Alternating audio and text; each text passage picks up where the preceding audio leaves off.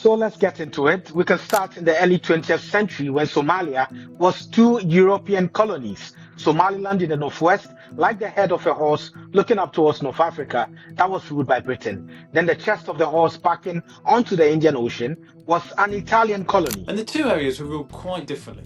Britain was basically interested only in supplying its naval base in Aden, so it didn't pay much attention to the running or development of British Somaliland. But Italy wanted to generate wealth and have a proper empire, so it sought to create plantations and centralised government.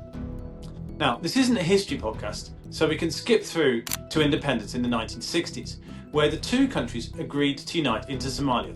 But that history does bear a factor in the differences that exist even today. And that unity that they built kind of held together for a little bit, until a 1969 coup brought in the dictator, Siad Barre. He was overthrown in 1991, and the central state effectively collapsed.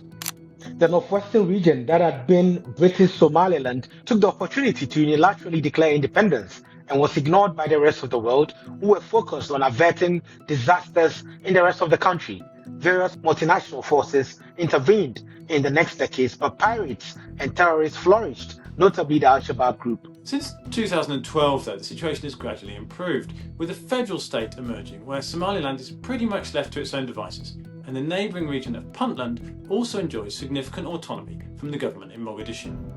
And supporters of Somaliland would argue that it's demonstrated its ability to rule itself, with several peaceful handovers of power and its own legal and governmental framework.